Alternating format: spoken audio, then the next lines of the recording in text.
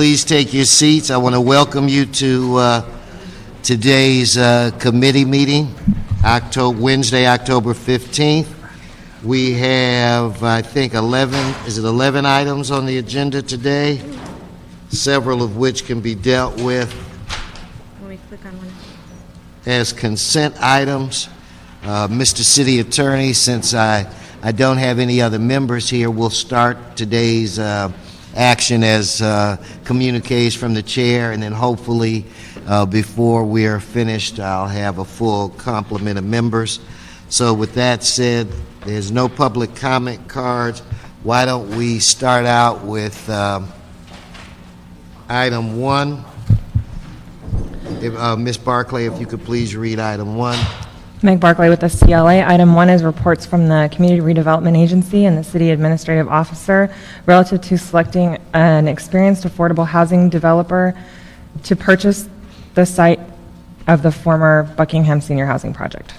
Okay, then without objection, we will adopt that as a communique from the chair. That brings us to item 2.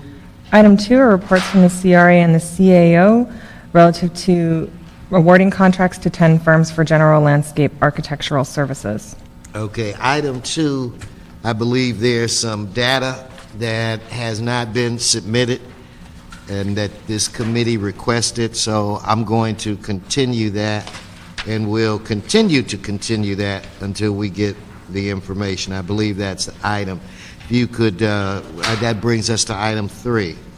Item 3 are reports from the CRA and the Chief Legislative Analyst relative to an exclusive negotiating agreement with Capri Urban Crenshaw LLC and Capri Urban Baldwin LLC for the proposed redevelopment of the Baldwin Hills Crenshaw Plaza project. Okay, on item 3, as a communique from the chair, we will adopt the CLA report. If you could read item 4. In fact, hold on item 4. Chuck, is that you I see in the back? Yes, sir. I was worried about you when I got the time wrong. when I got here and I didn't see you. I was going to have to do public comment myself. So okay, that brings us to item 4.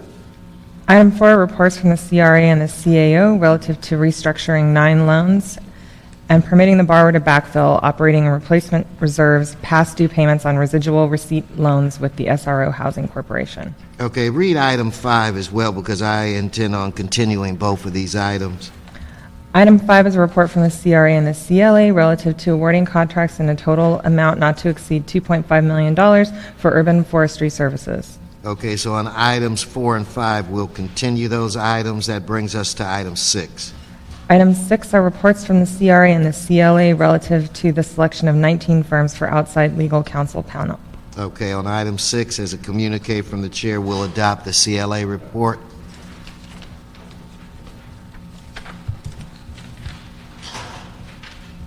And that brings us to another item I intend on continuing. But before you read that, I've just been joined by the council president, Eric Garcetti. I concur with all your wise actions. Oh, that's why you're president. That's why you're president. Item, what is it now? Item 7? Yes, sir. Then if we could. Item 7 is a report from the Los Angeles Housing Department and the CAO relative to funding recommendations concerning the homeownership foreclosure assistance request for proposals. Okay, on item 7, as a communique from the chair, we'll continue that item. That brings us to item 8. Item 8 is a motion, Weston Garcetti, relative to a study of the formulation of the cost allocation plan for grant-funded departments to reimburse other city departments for services provided. Okay, now, it's a motion by who again? Council Member Herb Wesson. And Council President Eric Garcetti. Mr. City Attorney, what's your recommendation? Let me see. I think prove it. Okay, then based on the wise counsel of our council, it shows that he wants to continue to be the counsel of this committee. As a communique from the chair, we will adopt that motion. That brings us to item 9. Item 9 is a motion, Gruel, Rosendahl, Garcetti, relative to the city's lead remediation, prevention, and enforcement efforts. Motion from who?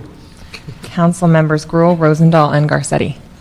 Mr. Clerk, does Mr. Rosendahl or Mrs. Gruhl sit on this committee? No, sir, they do not. So what do you suggest we do with their motion? Continue it indefinitely, sir. Okay. As a communique from the chair, we will adopt that motion. Bad clerk. Bad but I like you. Okay. That brings us to item 10. Item 10 is a motion Garcetti-Labange relative to creating a Human Development Overlay District pilot program in Hollywood. Mr. Garcetti, how did you get Labange to second that motion? Well, you know, it just said the word Hollywood in it. Yeah, got it. Okay, then without objection, as a communique from the chair, we will adopt that motion as well. Chuck, did you put in a public comment card? I did. On number 10 or 11? I'm gonna, before we get to item 11, I'm gonna listen to my friend. There it is, Mr. Chuck. Mr. Chuck Tenen.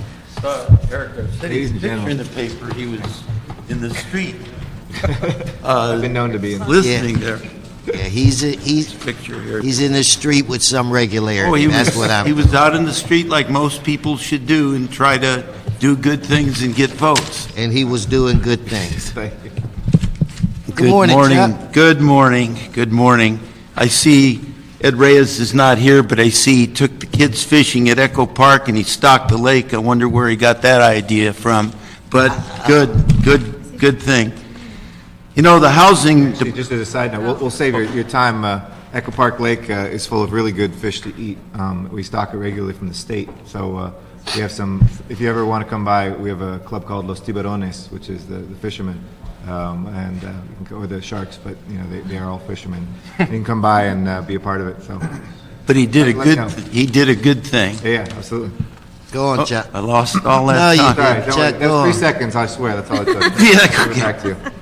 Oh, okay. My comments today, the housing department is not being as responsive as they should be to the people of the city.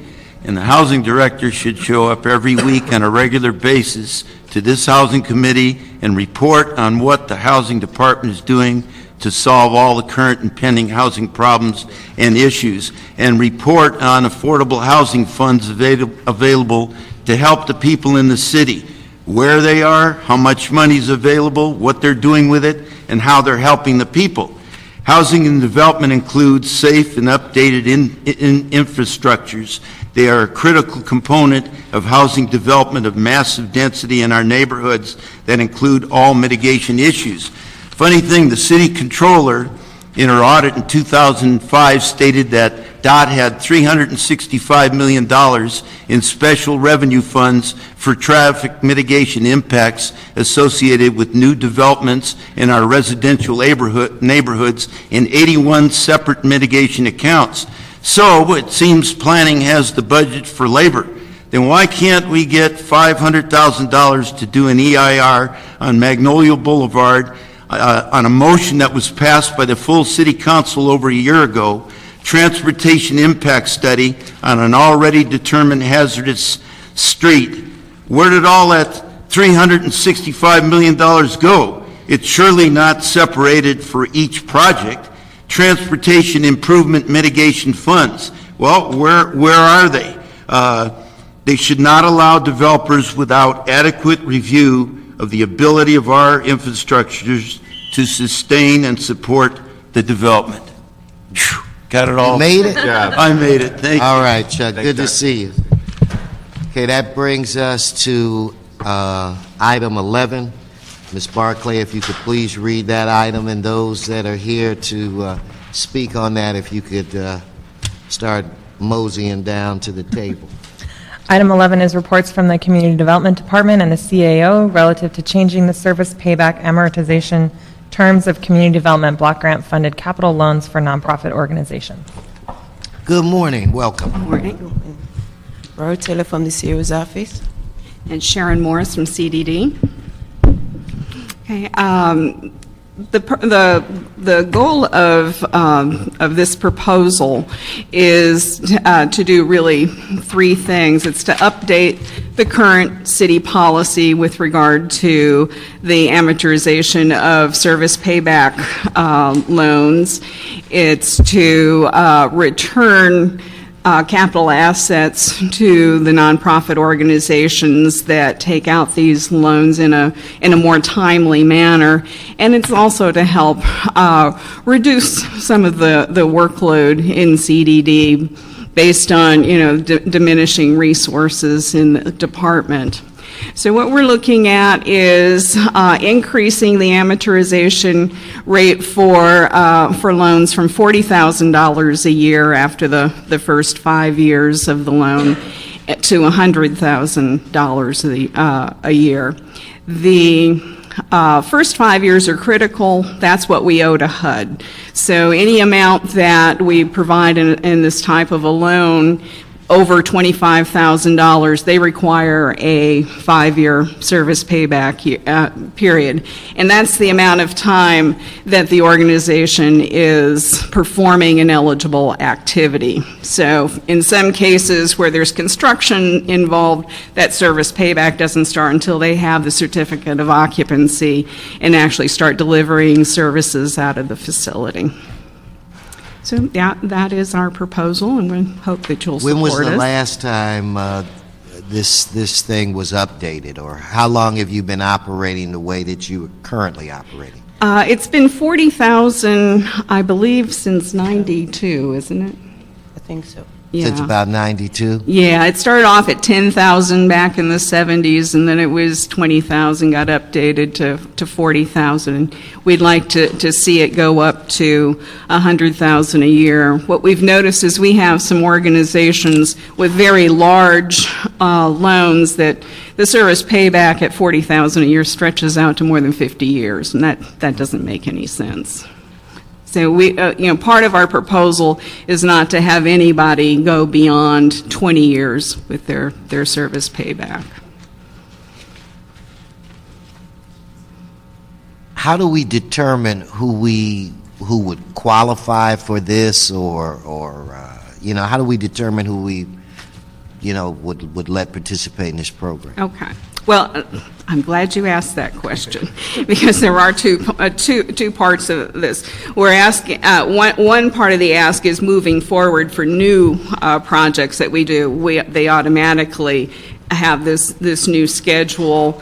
For existing contracts, we're looking at organizations that have completed their first 5 years and have and they've met, they're in compliance. They've been giving us their reports in a timely manner. They've been managing the property well. On our monitoring visits, we're able to find the records and so forth. In addition, because, as you know, many nonprofit agencies have multiple contracts with the city, not just with CDD, we would want to ensure that they're not just in compliance at CDD, but with other departments within the city as well. How many organizations do we have this type of arrangement with? Right now we have in excess of 80 of these loans, and of those we believe that, based on our preliminary assessment, about 33 of them we could begin the early reconveyance process with at this time.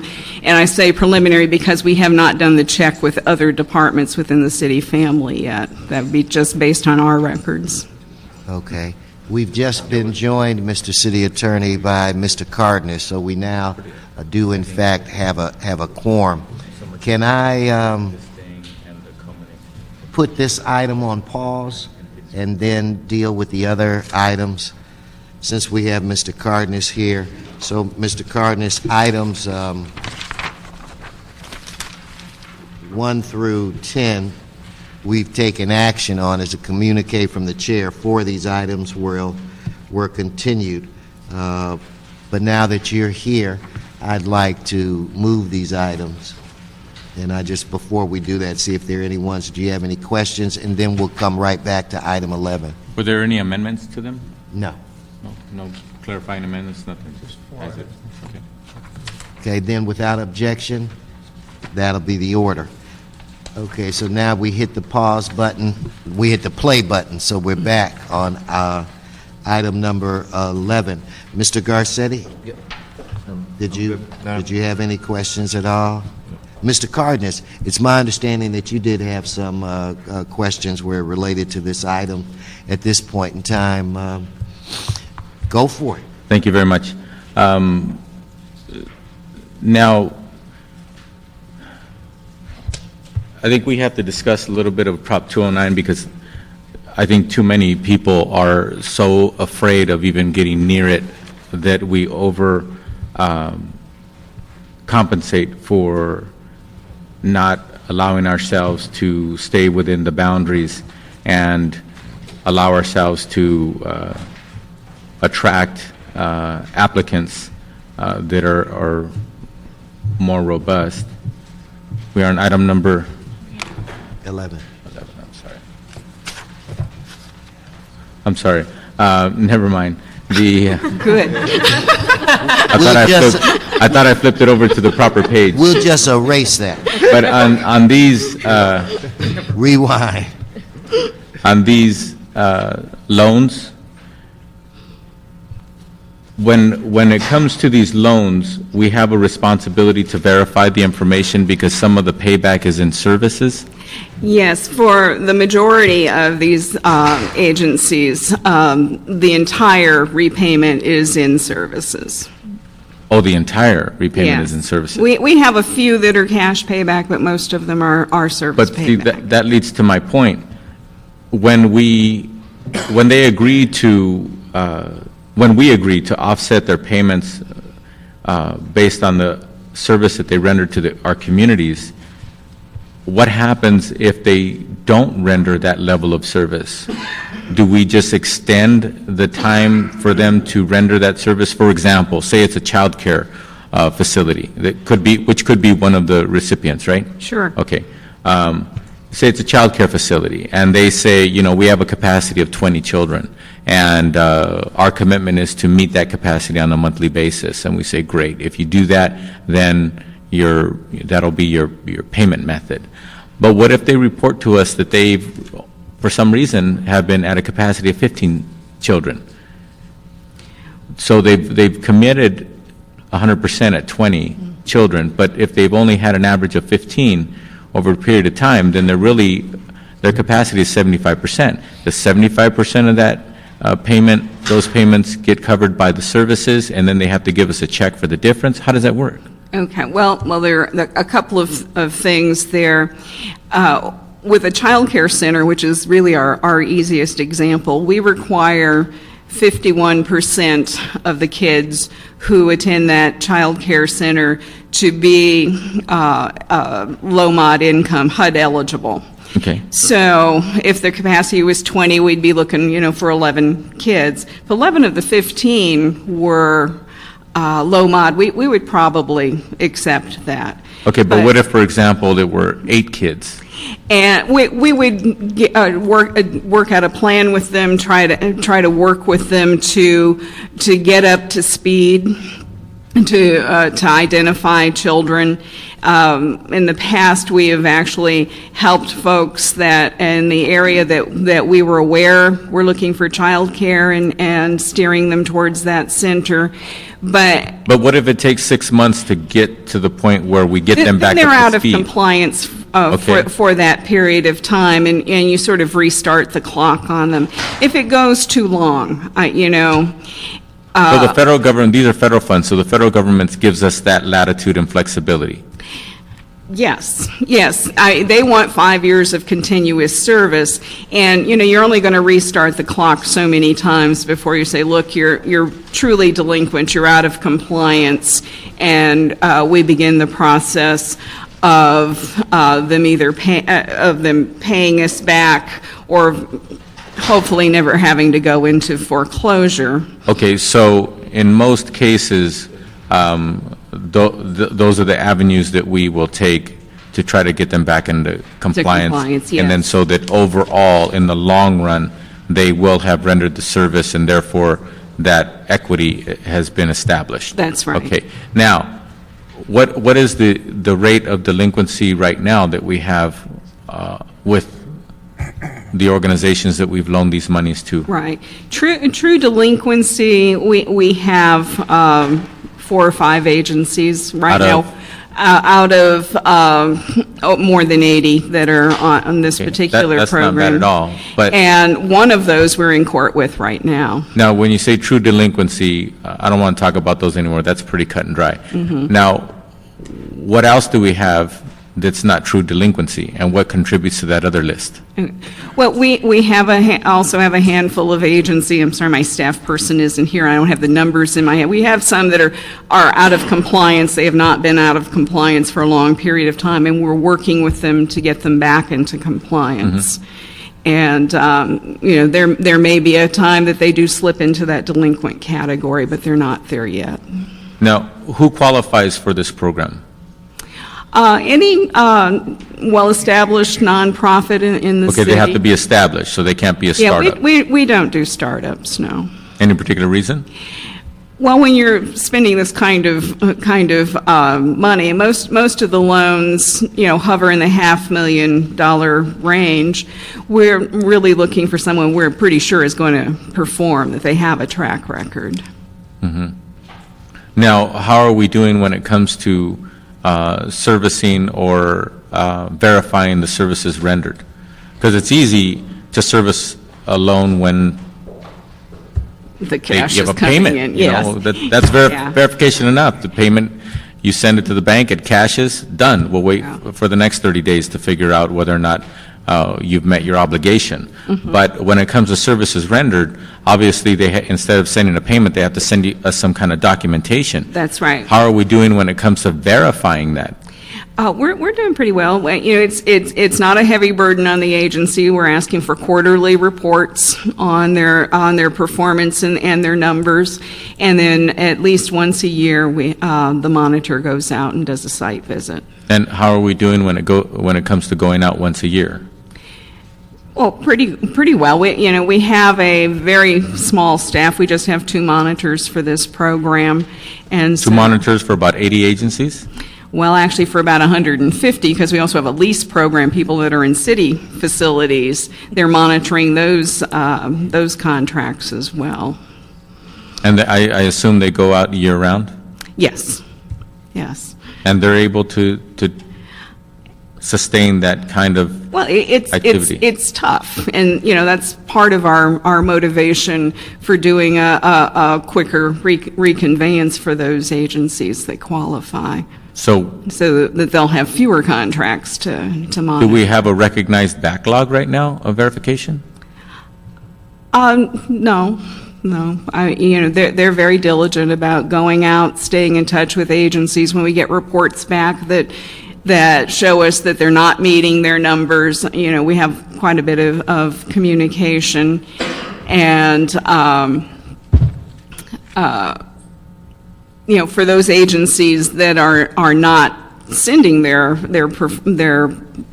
reports in on time, staying in touch with them. So I would say there's probably more telephone communication than an in-person communication. It's a lot of contracts for just 2 people to keep Yeah, up that's what I with. figured. But what's interesting that you would say that telephone communication would be part of the verification process when they're actually rendering services. There's a lot of trust there, it sounds like.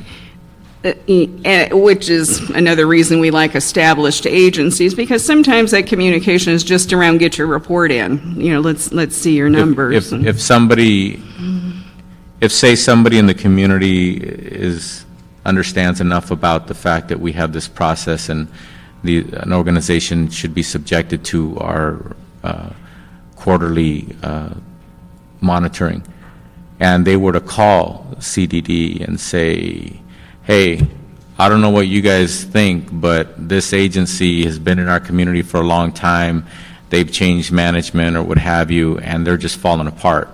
And this has been going on for a long time. So it's childcare. Yeah. And they're saying, you know what, there's a lot of families that need childcare, and they're not, for some reason, accepting them or what have you. They're not rendering service to the community. If they were to call CDD, is CDD going to put that on a priority list and go out there right away? Oh, Or is that absolutely. something where they say, well, you know, everybody has enemies, it's Yeah, political, Yeah, they're fine. I just called them yesterday. They're good. They say everything's just fine. and they're there. They answered the phone, and, you know, they were nice, and they would say, oh, no, can't you hear the kids in the background, a bunch of screaming and yelling, and no, everything's good. No, a call like that would certainly warrant an immediate visit. Well, before But- we get to council, I would like you to be ready to explain to us how regimented and how documented that process is when you do get a complaint from the community, because that's all, that, you know, this is 100% service rendered payback for these loans. So Right. it's if somebody wants to be delinquent and be abusive to our way of treating them, it can be pretty easy, especially if they get the idea that we're really not going to go out there. Okay. Okay, that's it. Okay. Mr. Garcetti, no more questions? Good, thank you. Then without objection, on item 11, we'll adopt the CAO report. Ms. Barclay, is there any more business before this committee? No, sir. This committee's adjourned. Thank you all for coming.